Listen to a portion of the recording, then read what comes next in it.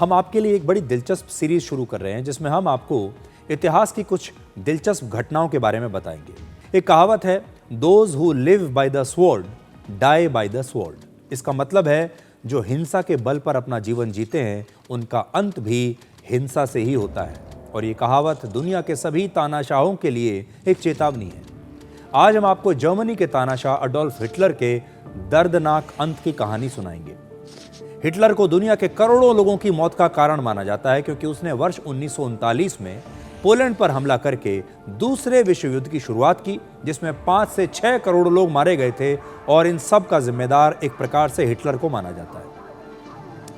Hitler के आदेश पर 60 लाख से ज्यादा यहूदियों की कॉन्सेंट्रेशन कैंप्स में हत्या कर दी गई थी और इसे मानव इतिहास का सबसे बड़ा नरसंहार माना जाता है। हिटलर पूरी दुनिया को जीतना चाहता था, लेकिन सोवियत संघ की रेड आर्मी ने हिटलर का विश्व विजेता बनने का सपना तोड़ दिया और अप्रैल 1945 में जब रेड आर्मी ने जर्मनी की राजधानी बर्लिन को घेर लिया, उस समय हिटलर यह समझ चुका था कि अब उसकी हार निश्चित है।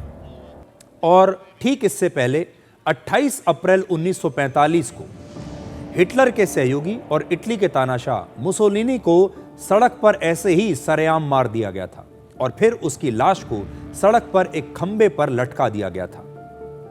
हिटलर जानता था कि उसके साथ भी ऐसा ही किया जाएगा। वो समझ चुका था कि उसका अंत भी ऐसे ही होगा, इसलिए उसने अपनी मौत की तैयारी पहले से ही शुरू कर दी।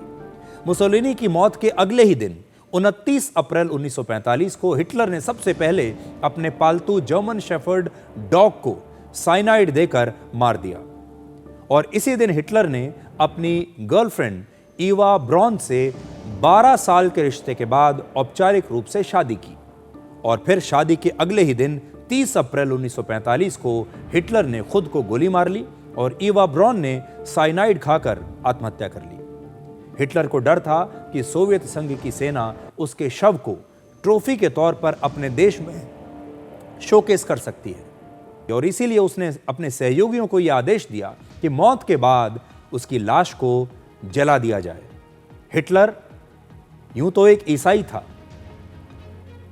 और वैसे एक ईसाई के तौर पर उसे दफनाया जाना चाहिए था, लेकिन उसके बाद भी उसने तय किया कि उसकी लाश को दफनाने के बजाय जला दिया जाए ताकि उसकी लाश का एक हिस्सा भी किसी को ना मिले।